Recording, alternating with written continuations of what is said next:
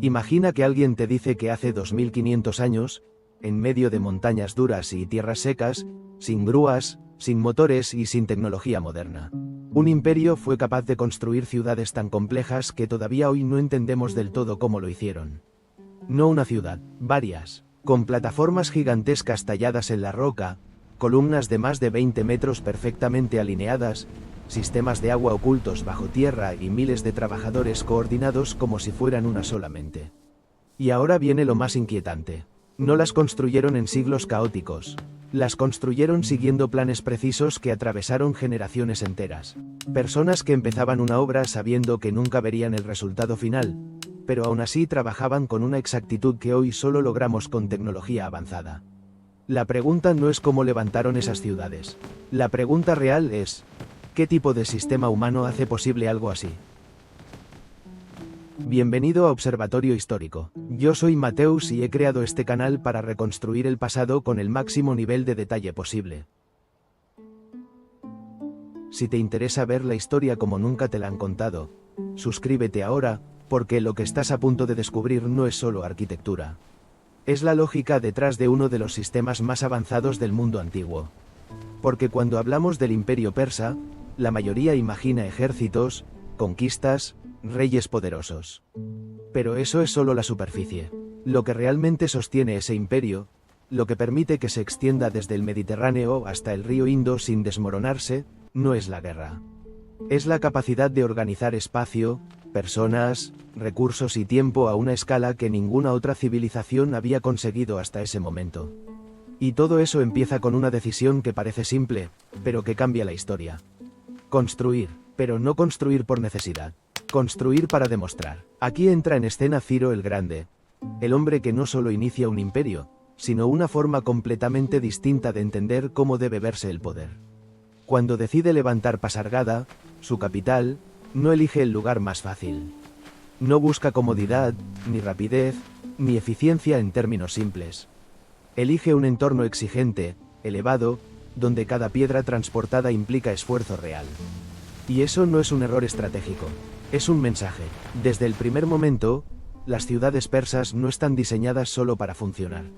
Están diseñadas para impresionar, para dejar claro que quien entra en ese espacio ha cruzado un límite invisible. Pero lo realmente revolucionario no está en los edificios en sí. Está en cómo están pensados. Porque en Pasargada aparece algo que nadie había integrado así antes, el espacio como parte activa del diseño.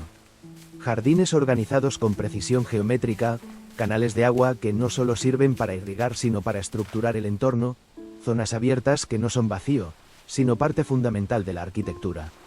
Los persas llamaban a estos espacios Pairidaeza. De ahí viene una palabra que todavía usamos hoy, paraíso. Y esto cambia completamente la forma de entender lo que estamos viendo. Porque antes de ser una idea espiritual, el paraíso fue un diseño arquitectónico real. Pero mientras eso ocurre en la superficie, hay algo mucho más importante desarrollándose al mismo tiempo. La organización. Levantar una ciudad así no depende solo de fuerza o de talento individual. Depende de coordinación, de planificación, de una estructura capaz de mover materiales, personas y conocimiento de forma constante durante años. Y aquí es donde la historia empieza a romper por completo con lo que solemos imaginar. Porque no estamos ante un sistema basado únicamente en esclavos sin control. Los registros muestran trabajadores pagados, raciones distribuidas con precisión, especialización laboral, incluso compensaciones según situaciones personales. Hay administración, hay burocracia, hay un sistema que gestiona a miles de personas sin colapsar. Es decir, lo que vemos no es solo construcción. Es una maquinaria humana funcionando con una lógica muy avanzada. Pero Pasargada es solo el inicio. Es el primer intento de algo mucho más grande. Porque cuando el imperio crece, cuando el territorio se expande y la diversidad de pueblos aumenta, ya no basta con una capital simbólica. Hace falta algo más. Hace falta una ciudad que no solo represente poder, sino que lo haga visible a una escala imposible de ignorar. Y aquí es donde aparece Darío y, con él, la construcción deja de ser un experimento y se convierte en un proyecto a largo plazo. El lugar elegido será Persépolis. Pero antes de que exista una sola estructura, hay un desafío que define todo lo que viene después. El terreno, porque Persépolis no se adapta al entorno.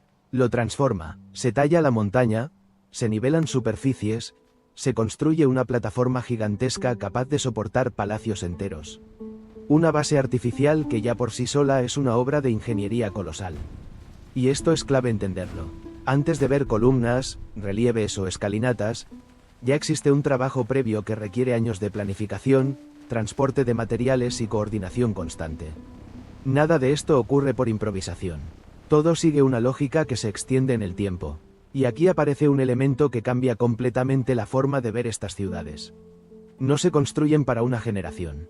Se construyen para varias. Personas que colocan los primeros bloques saben que otros continuarán su trabajo. Que el diseño que siguen no termina con ellos. Que forman parte de algo más grande que su propia vida. Eso implica transmisión de conocimiento, continuidad en la planificación, control constante de la ejecución. Y mientras todo esto ocurre en la superficie, bajo la ciudad empieza a desarrollarse otra capa invisible. Sistemas de agua, drenaje, almacenamiento, rutas internas que permiten el movimiento sin interferir con la imagen pública. Infraestructura que no se ve, pero que hace que todo funcione. Porque una ciudad así no puede depender del caos. Necesita orden en cada nivel. Pero hay una pregunta que todavía no tiene respuesta. ¿Cómo consigues que miles de personas de diferentes culturas trabajen juntas sin generar conflicto constante? Porque en estas obras no hay solo persas. Hay artesanos de distintas partes del imperio, cada uno con técnicas, lenguas y tradiciones distintas. Y aún así, todo encaja. Todo sigue el mismo ritmo. Todo responde a un mismo objetivo. Eso significa que había algo más que organización básica. Había un sistema que permitía que todo eso funcionara como una sola estructura. Y entender ese sistema es lo que realmente explica cómo se construyeron estas ciudades. Y ese sistema, aunque no se ve en la piedra, es probablemente la parte más impresionante de toda esta historia. Porque mover bloques gigantes, tallar columnas o diseñar palacios es solo una parte del problema. Lo realmente difícil es coordinar miles de decisiones al mismo tiempo sin que todo se venga abajo. Y aquí es donde el imperio persa empieza a mostrar algo que no encaja con la imagen simplificada que muchas veces tenemos de él. No estamos ante un grupo de constructores improvisando sobre la marcha. Estamos ante una estructura administrativa que funciona con una precisión que, para su época, resulta casi desconcertante. Para empezar, hay que entender que Persépolis no es solo un proyecto arquitectónico.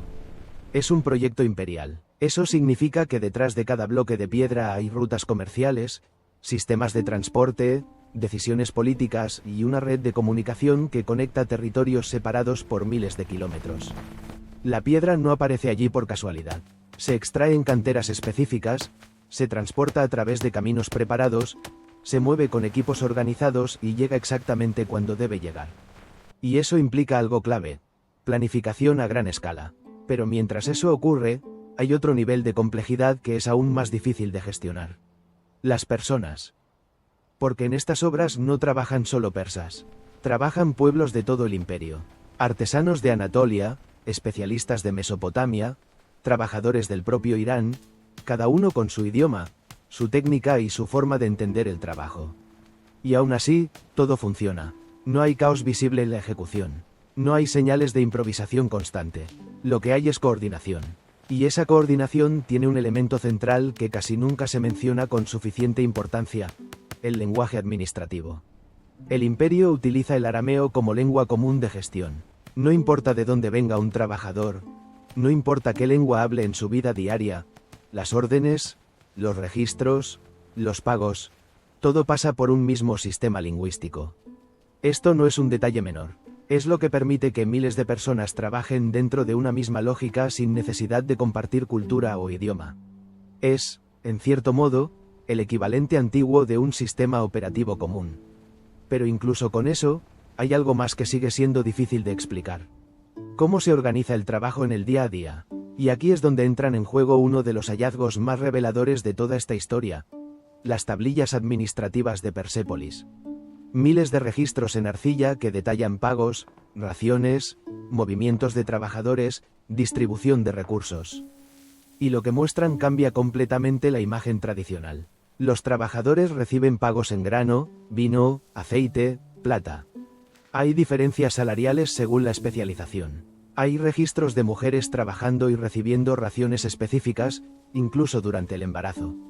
Hay control de recursos en épocas de escasez. Esto no es una masa desorganizada de mano de obra. Es una estructura laboral gestionada.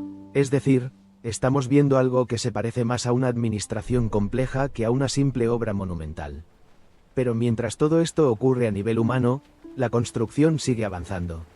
Las columnas empiezan a levantarse. Y aquí aparece otro de los grandes desafíos técnicos. Cada columna no es una sola pieza. Está formada por múltiples bloques cilíndricos perfectamente tallados que deben encajar con una precisión extrema. Si una pieza falla, toda la estructura pierde estabilidad. Eso significa que cada bloque debe ser trabajado con un nivel de exactitud altísimo. Y aquí es donde entra la experiencia acumulada. No hay máquinas de medición modernas. No hay tecnología digital. Hay conocimiento transmitido. Maestros que enseñan a aprendices, técnicas que se perfeccionan con el tiempo, errores que se corrigen generación tras generación. Y esto conecta directamente con algo que mencionamos antes, pero que ahora cobra mucho más sentido. Estas ciudades no se construyen en pocos años. Se construyen durante generaciones. Desde que Darío I inicia el proyecto hasta que se completan muchas de sus partes, pasan más de 100 años. Diferentes reyes continúan la obra, cada uno añadiendo elementos, ampliando estructuras, ajustando el diseño original. Eso implica una continuidad que no depende de una sola persona. Depende del sistema. Pero mientras la ciudad crece hacia arriba, hay otra capa que sigue desarrollándose sin llamar la atención. La infraestructura interna. Bajo la superficie de Persépolis hay canales, sistemas de drenaje, conducciones de agua que permiten mantener el funcionamiento diario sin interferir con la imagen ceremonial de la ciudad. El agua se distribuye, se almacena, se evacúa. Todo sigue una lógica que no se ve, pero que es imprescindible. Y aquí es donde todo empieza a encajar. Porque ya no estamos viendo solo una ciudad. Estamos viendo un entorno diseñado para funcionar en múltiples niveles al mismo tiempo. Superficie y subsuelo, estética y funcionalidad, poder visible y logística invisible. Pero hay otro elemento que todavía falta por entender, y que cambia completamente la interpretación de todo esto. ¿Por qué construir algo así? Porque si solo fuera por eficiencia, habría formas mucho más simples de organizar el poder. Y sin embargo, los persas eligen la complejidad, eligen la escala, eligen la monumentalidad. Y eso solo tiene sentido si entendemos que estas ciudades no están pensadas únicamente para quienes viven en ellas. Están pensadas para quienes llegan a ellas. Embajadores, delegaciones, representantes de distintos pueblos del imperio. Personas que recorren miles de kilómetros y que, al llegar, se encuentran con algo que no se parece a nada que hayan visto antes. Escalinatas gigantes, relieves que muestran procesiones de pueblos distintos, cada uno representado con sus vestimentas, sus ofrendas, sus identidades intactas. Y eso no es decoración. Es un mensaje cuidadosamente construido en piedra.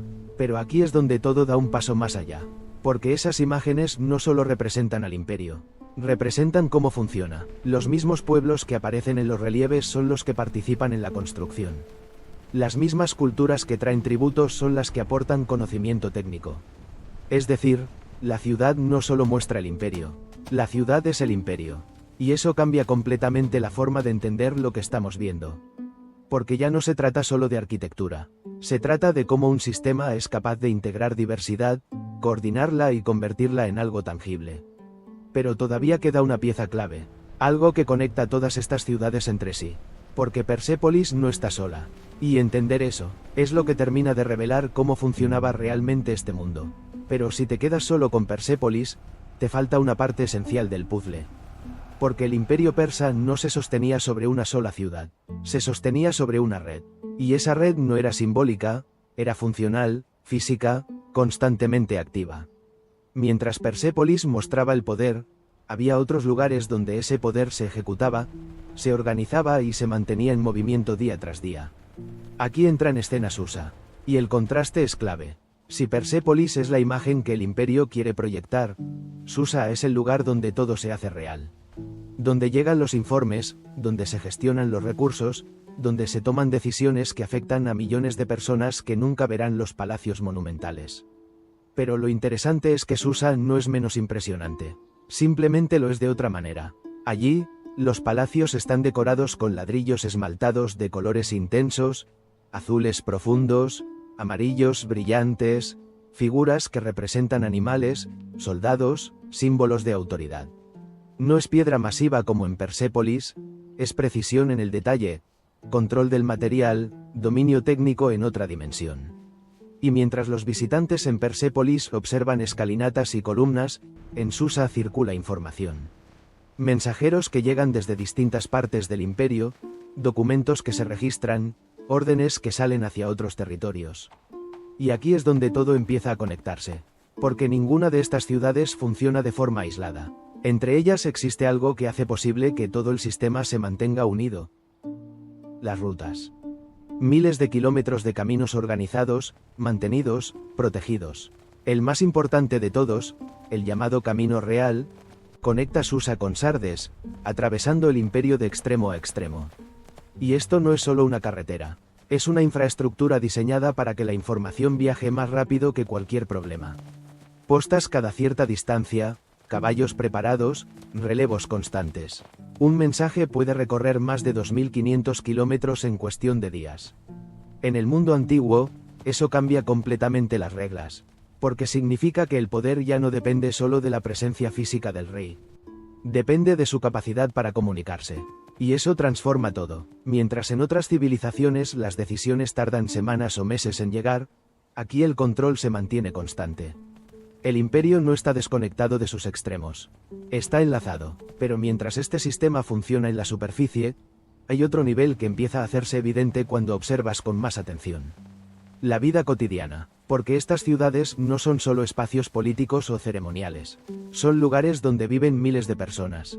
Artesanos, administradores, trabajadores, familias. Personas que no están construyendo constantemente, sino que habitan ese entorno, lo usan, lo mantienen. Y aquí es donde la ciudad deja de ser solo un proyecto y se convierte en un ecosistema. Hay zonas de almacenamiento, áreas de trabajo, espacios residenciales, rutas internas que separan funciones, movimientos que no interfieren entre sí. Mientras en la superficie se desarrollan ceremonias y encuentros oficiales, en otras partes de la ciudad la vida sigue con su propio ritmo.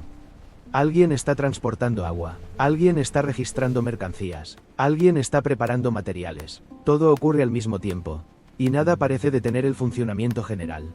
Eso no es casualidad, es diseño. Pero aquí aparece algo aún más interesante, porque cuanto más crece el imperio, más difícil es mantener esa coherencia.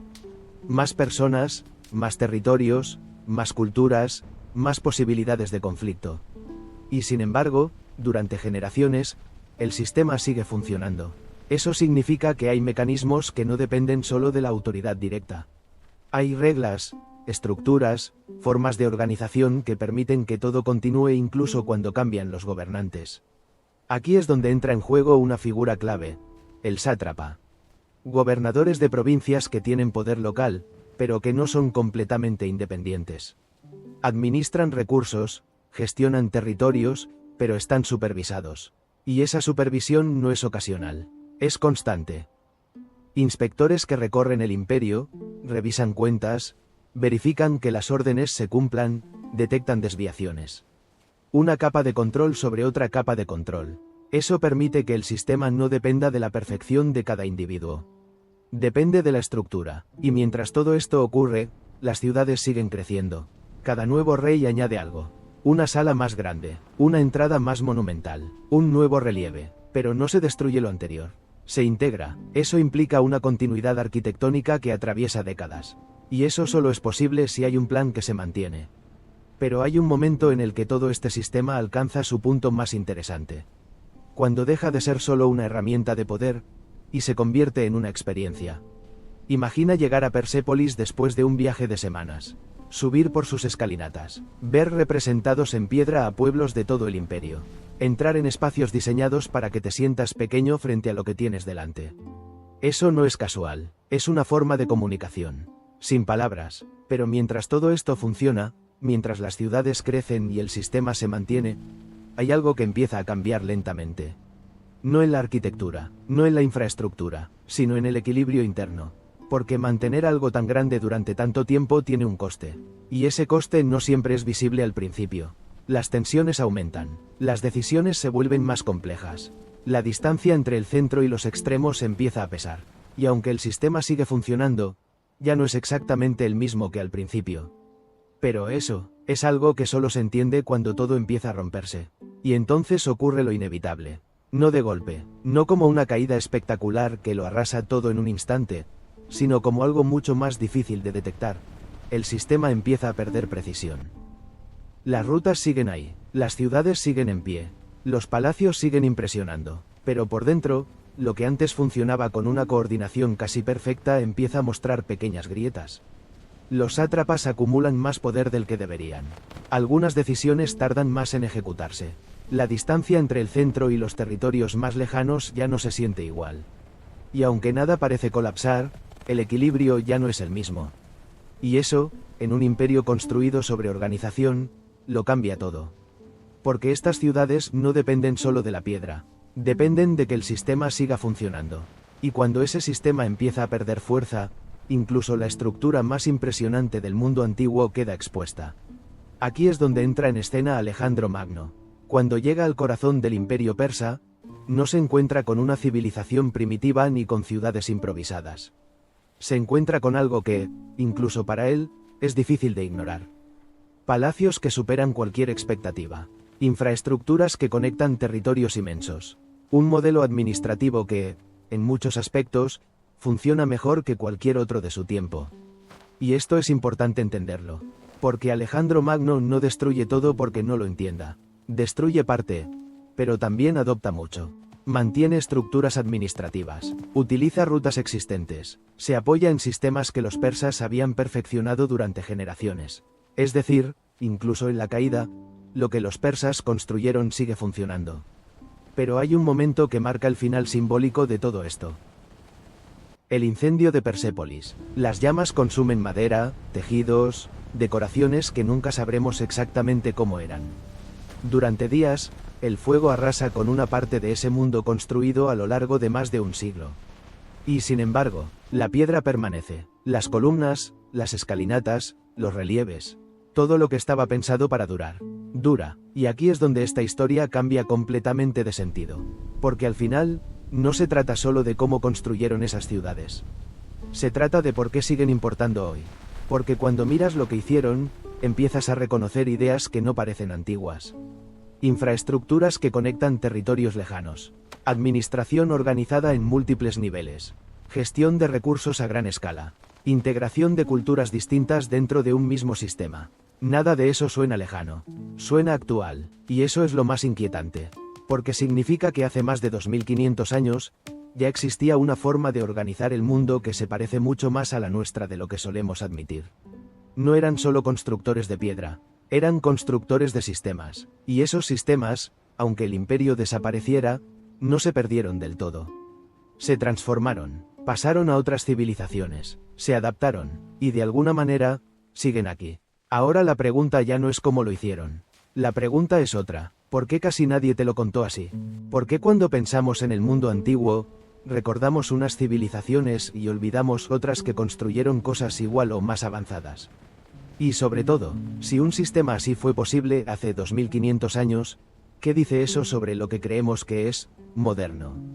Porque quizá la historia no es una línea de progreso constante, quizá es una serie de momentos en los que alguien, en algún lugar, entiende algo antes que los demás, y luego ese conocimiento se diluye, se transforma o simplemente se olvida.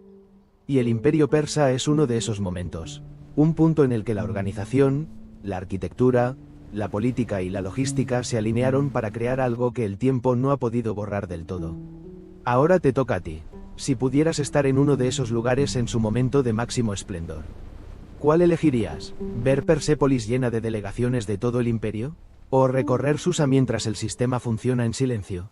Déjalo en los comentarios. Y si este vídeo cambió aunque sea un poco tu forma de ver la historia, suscríbete, porque hay muchas más historias como esta, y ninguna es como te la contaron.